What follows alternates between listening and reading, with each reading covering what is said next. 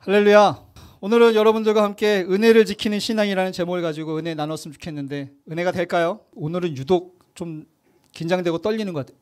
좀 그런 것 같아요? 안 그런 것 같죠? 네, 지금 다리가 후들후들거려서 다리를 꽉 잡고 있는데 지금 다리에 힘을 엄청 주고 있어요. 안 그런 것 같죠? 왜 그러냐면 오늘 말씀 가운데 하나님의 은혜가 좀 있었으면 좋겠어요. 그래서 우리 선정교회가 오늘 말씀을 통해서 좀 새롭게 도약하는 시간이 좀 되기를 간절한 소망이 있어서 마치 다른 교회에 이렇게 제가 설교하러 갈 때 오늘은 다른 데니까 좀 하나님 은혜가 많아야 되는데라고 부담을 갖고 설교를 하게 되잖아요. 오늘은 그런 마음으로 섰습니다. 여러분들도 중보하는 마음으로 말씀 들었으면 좋겠고 하나님의 음성을 좀 듣는 시간 됐으면 좋겠습니다. 인터넷에 보니까요 이런 말이 있어요. 명품을 위해서 세 가지 마음이 필요하다고 합니다. 어떤 마음들이 필요할까요? 명품이 되기 위해서 내 인생이 명품이 되려면 이런 마음이 필요하다. 어떤 마음 있어야 될 것 같아요? 관대한 마음. 땡. 또 뭐가 있어야 될 것 같아요? 명품이 되기 위해서 사람이 인생이 명품이 되려면 뭐가 필요할까요? 이렇게 물어보니까요 어떤 거요? 정직한 마음. 땡. 이런 마음이 필요하다고 합니다. 첫 번째가 뭐예요? 자, 읽어볼게요. 시작. 어떤 거? 초심. 처음 다짐 있잖아요. 처음 다짐. 요거를 잃지 않으려고 하는 초심이 중요하대요. 초심. 자, 두 번째는 뭐예요? 두 번째. 다 같이 읽어볼게요. 시작. 네. 최선을 다하는 열심이 필요하다고 합니다. 자, 마지막은 뭐냐? 마지막은 요겁니다. 읽어볼게요. 시작. 끈기 있게 마무리를 하는 뭐요? 뒷심. 요 세 가지가 있으면 인생이 명품이 된다고 합니다. 근데 이 중에 뭐가 제일 힘들어 보여요? 딱 이렇게 보니까 초심, 열심, 뒷심. 물론 다 힘들어요. 뭐가 제일 힘들까요? 자, 뭐가 제일 힘들어요? 다 힘들어요. 그렇죠? 다 힘들죠. 그 중에 꼭 꼽으라 그러면 뭐가 힘들어요? 저도 이렇게 쫙 보니까 저도 이제 좀 있으면 운동을 가려고 생각하고 있거든요.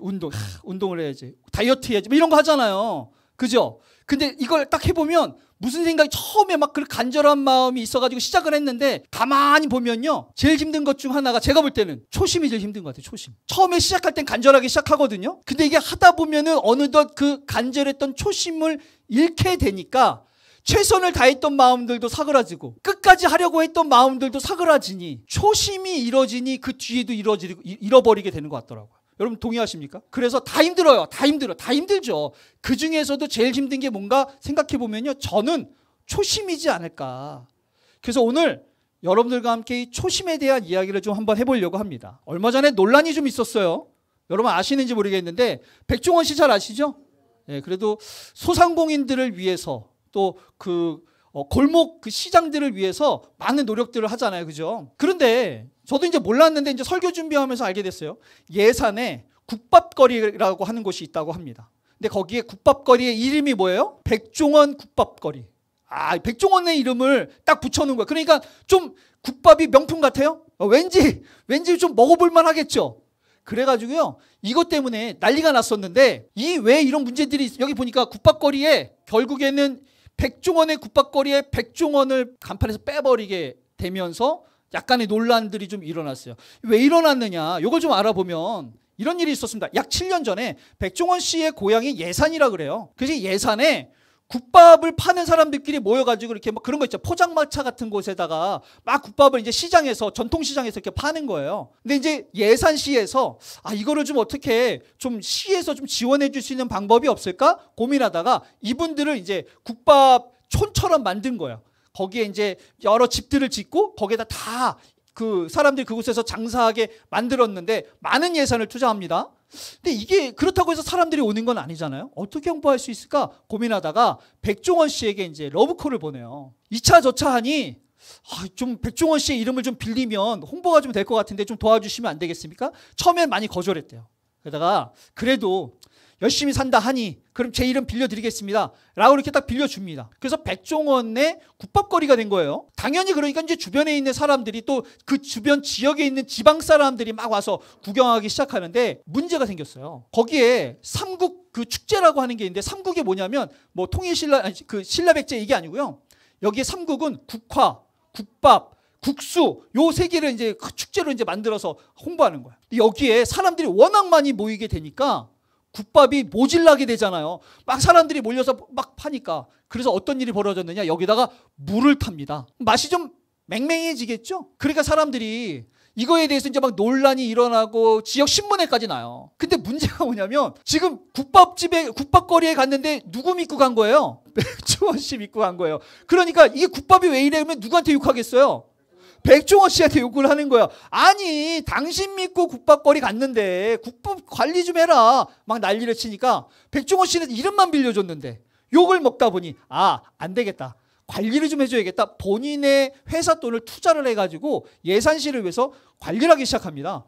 그래서 어떤 관리를 하느냐? 이 사장님들을 맛집을 투어하면서 사장들에게 이렇게 맛집은 이렇게 관리하는구나를 경험하게 해주고 또 직원들을 직접 투입해서 위생관리를 어떻게 하는지를 교육까지 시켜줘요. 그러니까 가게들이 개선됐겠어요? 안 됐겠어요? 됐죠. 위생적으로, 맛적으로, 가격적으로 많이 개선이 됩니다. 그러면서 드디어 명소가 되죠. 인산인해가 돼요. 아주 그냥 바글바글해져가지고요. 그냥 국밥집마다 사람들이 줄 서 있대요. 이제 살만한 거예요. 사장님들이. 이제는 더 이상 백종원 씨에 의지하지 않아도 이젠 잘 먹고 잘 살 것 같은 거예요. 근데 여전히 백종원 씨는 관리를 계속해줘요. 왜냐하면 이게 사실 사람들이 막 와가지고 유명해지는 것도 중요하지만 그걸 유지하는 건 더 중요하지 않습니까? 그렇죠? 그러니까 백종원 씨가 그걸 아니까 지금 이때 더 관리하고 더 열심히 준비를 해야 이게 유지가 된다는 걸 알고 계속 그 장사하는 데 찾아가서 위생 체크해주고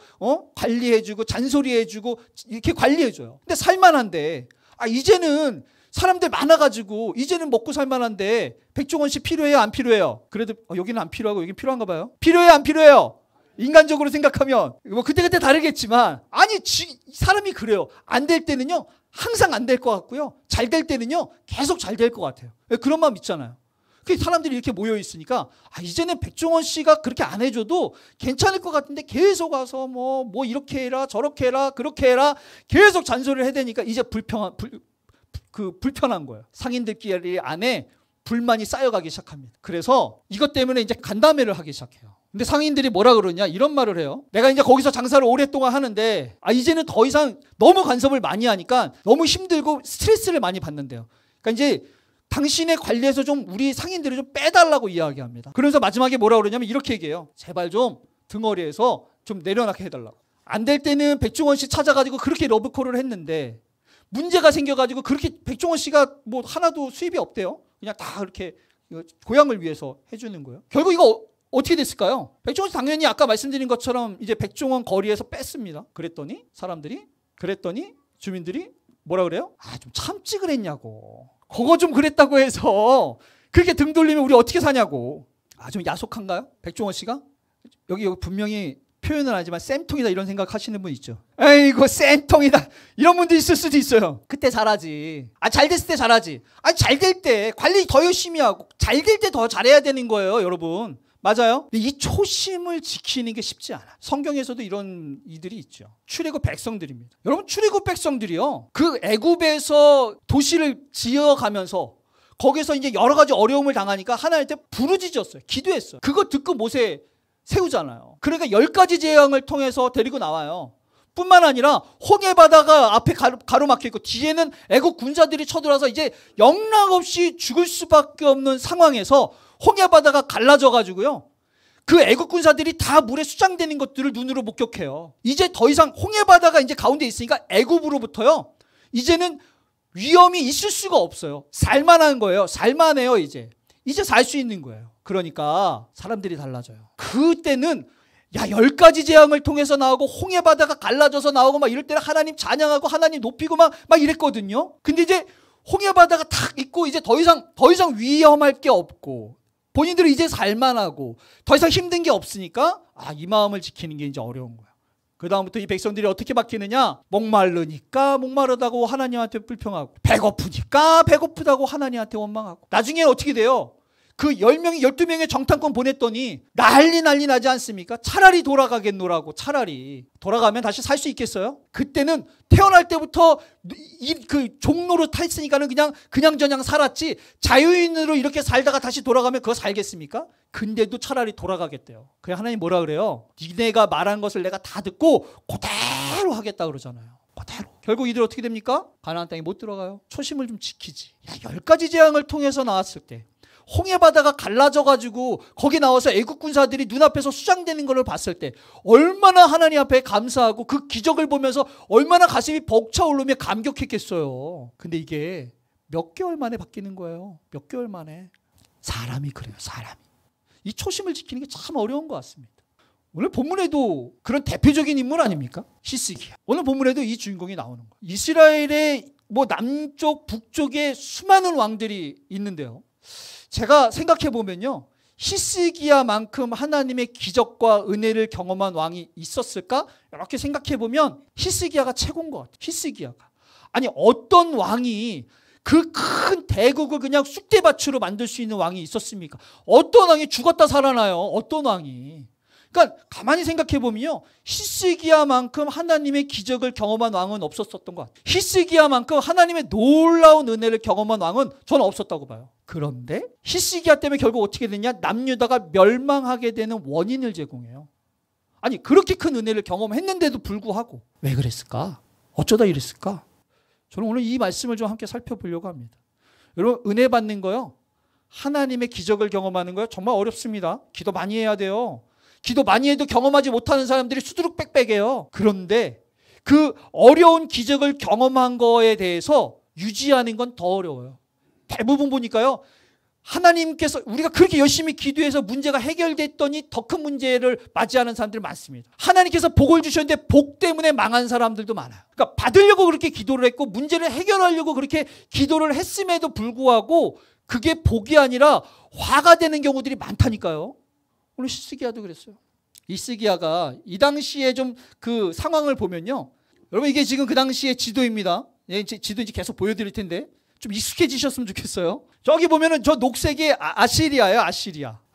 원래 저 사이에 뭐가 있냐면요. 아람이 있었고 그 밑에 북이스라엘이 있었어요. 근데 그때까지만 해도 사실은 그 주변에서 뭐 전쟁도 하고 싸움도 하고 뭐 갈등도 있고 이랬는데 뭐 그냥저냥 하는 사람들끼리 그냥 이랬어요. 나라들끼리. 근데 갑자기 저 위쪽에 아시리아라고 하는 나라가 엄청나게 큰 대국으로 만들어져서 아람을 멸망시키고 북이스라엘을 멸망시킵니다. 그리고 이제 드디어 히스기야 왕 때 남유다까지도 멸망시키려고 산헤립이라고 하는 왕이 쳐들어와요. 그리고 이 나라를 포위했어요. 그리고 이제 언제 죽을지 모르는 그런 상황이 됩니다. 막을 수가 없어요. 아니 지금 지도 크기 보이세요? 나라 크기? 저거 무슨 수로 막겠습니까? 못 막아요. 그리고 아예 여러분 계속 얘기하겠지만 아무튼 간에 저 윗동네에서 패권을 계속 잡거든요. 저 아시리아 다음에 바벨론 다음에 페르시아 다음에 그리스 다음에 로마가 잡아요. 계속 잡는데 잡는 나라들마다 어디가 목표냐면 애굽이 목표예요. 애굽. 왜냐하면 저기가 엄청나게 큰 곡창지대거든요. 아니 먹을 게 있어야 싸우지. 저기만 정복하면 그냥 좋은 거예요. 그러니까 패권만 잡은 저길 가야 되는데 거기 가려면 어딜 지나가야 되느냐? 남유다를 반드시 지나가야 돼요. 그죠? 그러니까 가야 되는 거예요. 무슨 수로 막냐고. 그러니까 산헤립이 거기를 포위해가지고 랍사게라고 하는 장군이 편지를 써서 야 빨리 항복해라고 막 이러거든요. 이게 그 편지 가지고 하나님 앞에 기도한 거예요. 하나님 도와주셔야 되지 않겠습니까? 어떻게 살아요? 지금 쟤네들이 그렇게 하나님 모욕하면서 우리나라 무시하면서 죽이겠다고 하는데 하나님 도와주셔야 되지 않겠어요? 이사야 선지자랑 같이 기도하니까는 자고 일어났더니 그 포위했던 군사들이 다 죽어나갔어요. 그 대국이. 여러분 이게 놀라운 기적 아닙니까? 기도해서 이걸 경험한 거예요. 그렇다고 해서 이 나라가 망하진 않죠. 그리고 오늘 본문을 봤더니 그때에 이렇게 시작합니다. 그때가 언제냐면 아시리아가 쳐들어서 포위를 했는데 여기를 죽이겠다고 그냥 눈 부라리고 있는데 이거 나중에 제가 설명하면요. 그 당시 나중에 설명할게요. 어마어마하게 나쁜 짓 많이 했어요. 사람들 막 그냥 시체를 걸어놨어요. 항복하라고. 예루살렘이 그 높은 산 위에 있어가지고 정복을 못해요. 그러니까 항복하라고요. 막 잔인한 짓 엄청 많이 했어요. 산헤립이. 그걸 지켜보면서 하나님 앞에 기도한 거예요. 근데 하나님이 자고 일어났더니 군사들 다 죽게 만들었잖아요. 왕이 겨우겨우 돌아갔어요. 그 기적을 경험한 그때에 본문에 보니까 뭐라 그래요? 병들어 또 죽게 생겼대요. 산 넘어 산이야. 근데 여러분 히스기야가 그 아시리아한테 그 포위를 당해가지고 언제 죽을지도 모르는 그 상황 속에서도 기도로 해결했잖아요. 그러니까 이사야 선지자가 하나님께서 곧 죽을 거라고 이야기하니까요. 히스기야가 기도하기 시작해요. 벽을 보고 통곡을 하면서 기도하지 않습니까? 다른 거 바라지 않아요. 다른 거 의지하지 않아요. 하나님만 의지하는 거예요. 하나님 다시 도와줘야 되지 않겠습니까? 내가 그래도 하나님께 한 게 있잖아요. 내가 하나님 위해서 한 게 있으니 하나님 좀 그거 기억해 주셔서 좀 저 좀 도와주세요. 살려주세요. 이거 기도하거든요. 어떻게 됐어요? 히스기야 15년 연장 받았어요. 15년 연장. 놀랍죠? 그리고 안 죽어요. 아니 이런 기적을 경험한 왕이 있나요? 전 모르겠거든요. 이 정도 경험했으면 우리가 하나님만 믿고 하나님만 의지하면서 살 것 같잖아요. 이게 쉽지가 않아요. 처음에 이랬을 때는요, 감격하고 감동하고 감사하면서 막 하나님 없으면 죽을 것처럼 살아가는데 하루 지나고 일주일 지나고 한 달 지나면 어떻게 돼요? 아침에 일어나는 게 당연해지는 거예요. 그 기적의 삶이요, 하루 지나고 일주일 지나고 한 달 지나니까 당연해지는 거예요. 제가 이걸 보면서 우리 교회는 어떤가 한번 생각해 봤어요. 제가 여기 온 지가 이제 보니까 한 4개월 좀 더 됐거든요. 한 4년 된 것 같지 않아요? 보니까 이제 4개월, 아직 6개월도 안 지났어요. 4개월 이제 지났어요. 제가 이 말씀을 묵상하면서 그런 생각을 했어요. 제가 좋아하는 사진입니다. 기적 같지 않습니까? 남들이 보면 그냥 교회의 사진이라고 하지만 여러분 올 초에 이 산정교회를 생각해보면서 이 사진을 보고 여러분 좀 주위를 둘러보세요. 이렇게 쓱 둘러보세요. 저번 주에 저희 반석교회 담임 목사님 만나가지고 인사했어요. 그 음악회 장소 때문에. 근데 그 반석교회 목사님이 뭐라고 그러시면 이런 얘기 하시더라고요. 우리 이건주 장로님의 얼굴을 보니까요, 너무 행복해 보인대요. 그러니까 지금 이 사진을 보고 이렇게 돌아보고 여러분들의 얼굴 표정을 보면 여러분 지금 우리는 기적의 시간을 살고 있는 것 같지 않습니까? 아니에요? 우리 장로님만 그러신가 봐. 여러분 지금 우리는 기적의 시간을 살아가고 있어요. 할렐루야. 처음에 여기서 제가 찬양 인도하고 막 이러니까요, 어느 분이 그러시더라고요. 산정교회에 이제 찬양 소리가 나니까 너무 좋대요. 너무 감격이 된대요. 여러분 오늘도 우리 미니가 찬양 인도했는데 감격 그 정도 되든가요? 미니야 들었지? 마음은 그렇대. 마음은. 우리 솔직해지자고요. 처음처럼 감격이 돼요?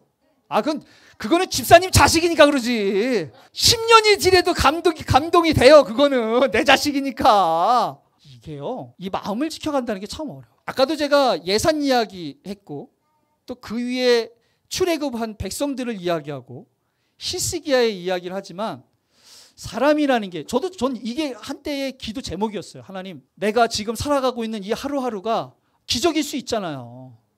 만약에 제가 한 달 후에 죽을 병이 걸렸어요. 아니 안 그러라는 법이 어딨어. 그러면 지금 제가 오늘 이 하루 얼마나 한 달 후를 생각하고 다시 한 달 전으로 돌아와서 오늘로 내가 살아간다면 얼마나 기적 같겠어요. 다시 우리 이재순 권사님이 이렇게 앉아 계시잖아요. 얼마나 기적 같습니까? 여러분 그렇게 생각하면 기적 많습니다. 근데 이 기적 같은 것들을 반복하면 어느덧 당연하게 여겨져요. 하나님, 내가 당연하게 여겨지지 않도록 하나님 나를 좀 도와주세요. 아침에 눈을 떴을 때 오늘 하루도 기적이고, 아침에 눈을 떴을 때 오늘 하루도 내가 선물 같음을 하나님 내가 날마다 인지하고 깨닫게 해주세요 라고 기도했는데도 불구하고, 저 여러분 기도 오래 했어요. 했는데도 여전히 오늘 하루가 당연하게 여겨지고, 어느덧 이제 산정교회 4개월밖에 안 됐는데도 당연하게 되어져요. 이 초심을 지킨다는 게 참 어렵습니다. 우리가 처음 같이 만나서 처음 우리가 하나님 앞에 감격적인 예배를 드리고 한 주, 두 주, 세 주, 네 주, 한 달, 두 달 지날 때는요, 하나님 앞에 감격하고 감동하면서 기적 같다고 생각을 했는데 어느덧 이게 조금씩 당연하게 여겨지면서 어느덧 조금씩 감사가 사라지더라고요. 여러분 받는 것을 위해서 기도하는 것도 중요하지만 받은 다음에 지켜가는 것은요 더 중요합니다. 받은 것, 기적을 받고 선물을 받고 하나님의 은혜를 받았으면 그게 은혜가 화가 되지 않게 하려면요 더 많은 기도들을 해야 돼요. 히스기야가 얼마나 큰 은혜 받았습니까? 얼마나 큰 기적을 경험했어요. 그런데 제가 아까 말씀드렸잖아요.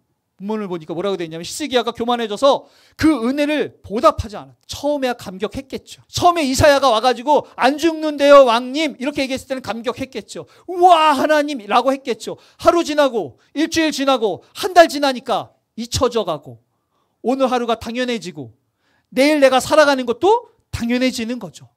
처음에는 하나님 앞에 내 목숨을 알려줬으니 하나님 앞에 못 해드리겠어요. 그야말로 간이고 쓸개고 하나님에서 다 갖다 바치고자 하겠죠. 근데 이게 당연해지니까, 감사가 사라지니까 점점 그런 마음이 없어지는 거예요. 그랬더니 이 은혜가요 화가 됩니다. 화가 돼요. 다윗이에요. 여러분 다윗이 사울 왕에게 정말 억울하게 10여 년을 쫓겨다녔어요. 얼마나 비참했을까요? 얼마나 10여 년을 쫓겨다녔으면. 근데 하나님의 은혜로 드디어 이스라엘의 왕이 되지 않습니까? 뿐만 아니라 끊임없이 괴롭히고 끊임없이 위협이 됐던 블레셋을 완전히 이제 무너뜨렸어요. 거기에다가 주변 국가들에게 이제는 조공을 받는 나라로 아예 그 지역의 패권을 잡는 국가가 됐습니다. 하나님의 은혜죠. 그러니까 다윗이요 블레셋을 정복한 다음에 제일 먼저 뭐 했어요? 법궤 가져왔잖아요. 얼마나 하나님 앞에 찬양하면서 들고 뛰었어요. 그리고 다 정복했더니 이제는 하나님이 안 도와주셔도 살만해요. 이제는 하나님께서 그렇게 은혜를 안 주셔도 이제는 나라가 괜찮아졌어요. 위기가 사라졌거든요. 하나님 의지하지 않아도 돼요. 그래서 바로 일어난 사건이 뭐예요? 밧세바 사건. 그 은혜가 화가 된 거예요. 그렇게 하나님 은혜를 받았으면 더 기도했어야지. 더 조심하면서 더 의지했어야지. 여러분, 받는 거, 문제가 해결되는 것도 중요하지만 그것도 정말 하나님의 능력과 하나님의 도우심이 필요하지만 그것을 지켜나가는 것은요, 더 하나님의 은혜가 필요해요. 그것을 지켜나가고 그 은혜가 화가 되지 않으려면 하나님의 은혜가 더 필요하고 하나님의 도우심이 더 필요합니다. 근데 이 초심을 우리가 지키는 게 어려우니까 어느덧 당연해지고 어느덧 그 은혜를 보답하고자 하는 마음들이 사라지고 어느덧 그 은혜가 화가 되어지는 삶을 살게 되는 거죠. 그래서 바울이 경고해요. 읽어볼까요? 시작. 네, 그런즉 선줄로 이제 문제가 해결됐다고 생각하면요, 조심하라는 거예요. 그런즉 이제 하나님의 은혜를 받았다고 생각하면요, 조심하라는 거예요. 그러니까 이제 뭔가 좀 될 것 같다고 생각할 될 때 조심하라는 거예요. 그때 조심하라는 거예요. 왜? 대부분의 사람들이 거기에서 무너지고 거기에서 화를 입고 거기에서 문제가 일어나니까. 여러분, 지금 우리 교회 이야기 같지 않습니까? 만약에 선지자가 우리 교회에 있다면 선지자가 이 얘기하지 않겠습니까? 산정교회 더 기도해야 될 때입니다. 산정교회 더 하나님 의지해야 될 때입니다. 이 교회 사라지는 거 아니야? 이 교회 없어지는 거 아니야? 야, 이 교회 잘못되는 거 아니야? 결국에 우리가 지금 그런 모습을 보게 되는 거 아니야? 라고 하나님 앞에 기도하면서 매달리면서 하나님 없으면 안 됩니다. 하나님 지켜주셔야 됩니다. 라고 간절히 기도했을 때보다 하나님 이 은혜를 지켜가려면, 하나님 이 기적을 지켜가려면 하나님이 더 필요합니다. 하나님 이것을 은혜로 열매 맺으려면 하나님이 더 필요합니다. 우리가 지금 겪고 있는 이 은혜가 화가 되지 않으려면 하나님의 도우심이 더 필요합니다. 어쩌면 지금 우리 안에 선줄로 생각해서 곧 넘어질 위기에 있을 수도 있는 겁니다. 히스기야가 결국 마음에 교만해져서 진노와 그 진노 때문에 유다와 예루살렘에 내리게 되니까 이 나라가 어떻게 돼요? 나중에 하나님의 은혜를 받은 이 나라가요, 이렇게 됐어요. 왕궁의 모든 것들이 다 바벨론으로 옮겨졌고 왕의 자녀들이 바벨론에 끌려갔고 하나님의 놀라운 기적을 경험했는데 그 놀라운 기적을 경험하게 됐던 그 주인공 히스기야 때문에 이 나라는 사라지게 되는 겁니다. 그래서 여러분들에게 이런 말씀 드리고 싶어요. 받기 위해 노력하는 것보다요, 신앙은 받은 다음 그것을 지키고 열매 맺는데 더 많은 노력을 해야 됩니다. 문제를 해결하기 위해서 매달리는 것보다요, 문제가 해결된 다음에 해결된 것이 화가 아닌 복이 되게 하기 위해서 더 하나님 앞에 기도해야 됩니다. 우리가 평안해질 때, 우리가 안전해질 때, 우리 안에 드디어 꿈을 꿀 수 있는 그 상황이 됐을 때, 그때 더 하나님 앞에 매달려야 되는 거예요. 성전이에요. 성전이 없어져가지고 페르시아에서 70년 동안 그 포로로 끌려가서 비참하게 살았어요. 기도했겠죠. 예레미야가 이야기했고 그 안에 분명히 하나님의 약속을 붙잡고 사는 사람들이 있었을 겁니다. 70년 동안 하나님께서는 약속을 지키실 거라고. 그래서 10살에 끌려간 사람들이 80세가 됐을 때 그래도 내가 하나님께서 기회를 주시면, 은혜를 주시면, 문제를 해결하시면 약속을 지키시는 놀라운 기적이 일어나면 내가 고향에 돌아가서 성전을 지으리라. 얼마나 기도했을까요? 얼마나 기도하면 80세가 넘어서 1500km를 걸어가가지고 거기서 성전 건축에 힘을 보태겠냐고요. 얼마나 기도하면. 몇십 년 기도했겠죠. 그리고 70년이 다가왔을 때 긴장하면서 기도했겠죠. 하나님 약속 지켜달라고. 그리고 왔어요. 진짜 예루살렘에 왔어요. 꿈같은 시간을 보내고 있어요. 말도 안 되는 건데 갑자기 돌아왔어요. 페르시아 왕이 하나님의 은혜를 받았다고 돌아가서 성전 지으라고. 근데 이게 멈춰지지 않습니까? 몇 년간요? 16년. 너무 허망하지 않아요? 아마 제 생각엔 그랬을 것 같아요. 이제 왔으니 이제 다 됐다. 이제 왔으니 이제 공사가 시작됐으니 이제 다 됐다. 그래, 이제 끝났다. 이제 성전 올라가는 것만 남았다. 다 됐어, 다 됐어. 하나님 찬양하고 하나님 높이고 다 됐어 라고 얘기했겠죠. 더 이상 기도하지 않고 더 이상 하나님 매달리지 않고 이제는 성전을 건축할 수 있는 사람들이 다 있으니 하나님이 도와주시지 않아도 성전은 올라간다고 생각했겠죠. 그리고 이제 마음을 놓고 성전 올라가는 걸 구경하다가 멈춰졌더니 16년 동안 아무도 기도하지 않고 아무도 울지 않고 아무도 노력하지 않으니까 하나님께서 답답해서 학개와 스가랴를 보내가지고 이야기하지 않습니까? 언제까지 도대체 너희들만 편하게 살 거냐고, 언제까지 도대체 너희들만 그렇게 살 거냐고, 너희들 여기 왜 왔는데, 여기 오기까지 얼마나 기도했는데, 얼마나 하나님한테 매달렸는데. 이 이야기가 저희 교회가 되지 않았으면 좋겠어요. 지금 우리가 새로운 하나님의 성전을 지어가고 있지 않습니까? 저와 여러분이 지금 하나님 앞에 새로운 교회를 세워가고 있지 않습니까? 저와 여러분이 지금 하나님 앞에 새로운 꿈으로 새로운 교회를 지금 만들어가고 있어요. 여러분, 끝난 게 아니에요. 지금 이 교회가 세워지지 않도록 더 많은 방해들을 할 것이고, 이 교회가 결국에는 완성되지 않도록 더 많은 어려움들이 있을 거예요. 끝난 게 아니에요. 우리 지금 새롭게 시작하는 거예요. 새롭게 시작하니 더 많이 기도해야 되고, 더 하나님의 힘이 필요하고, 더 하나님을 의지해야만이 이 성전이 계속 올라가지 않겠습니까? 멈추지 않았으면 좋겠어요. 히스기야가 결국 하나님 앞에 다시 기도하게 됩니다. 회개하면서 다시 하나님 의지하게 돼요. 결국 그나마 이것 때문에 히스기야 때는 어려움을 당하지 않긴 하지만 그래도 나라가 멸망하는데 원인 제공을 하죠. 말씀 마치겠습니다. 제 마음도 사실 간절해요. 이 하나님의 은혜와 기적이 열매 맺기를, 우리 산정교회가, 저와 여러분이 지금 이렇게 애써서 교회를 세워가고 있는 이것이 멈추지 않고 하나님께서 원하는 멋진 교회로 완성되어져 가기를 간절합니다. 지금 이 시대에 코로나 때문에, 지금 코로나의 여러 가지 사람들의 생각과 선입견 때문에 교회가 힘들다고 이야기하고, 교회가 언제 사라질지 모르는, 또 특히 우리 같은 정도의 규모의 교회는요, 언제 사라질지 몰라요.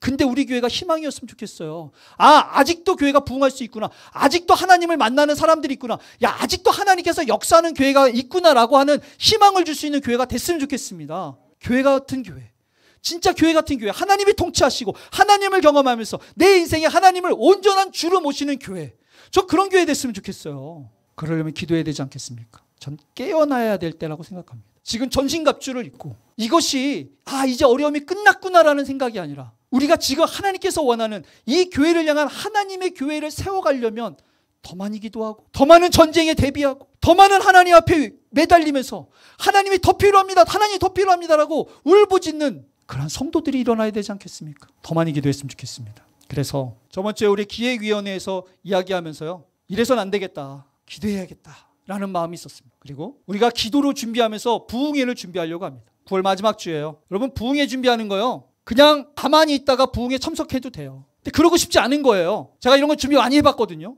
결국에는 얼마나 기도하면서 준비되어 있느냐에 따라 하나님의 은혜는 달라집니다. 여러분 믿으십니까? 저는 한 분 한 분이 한 달을 그렇게 기도하면서 준비하셨으면 좋겠어요. 여러분, 교회라는 게 물론 이 자리가 다 채워지면 좋겠죠. 하지만 여러분, 진짜 교회는 사람 많은 교회가 아닙니다. 하나님을 만난 사람들이 모인 곳이 교회죠. 여러분 동의하십니까? 하나님을 만난 사람들. 우리 교회에 계속 새로운 소문들이 있었으면 좋겠어요. 어느 집사님이 하나님 만났대. 어느 권사님이 하나님 만났대. 어느 분들이 하나님 만나서 새로워졌대. 이런 소문들이 날마다 일어났으면 좋겠어요.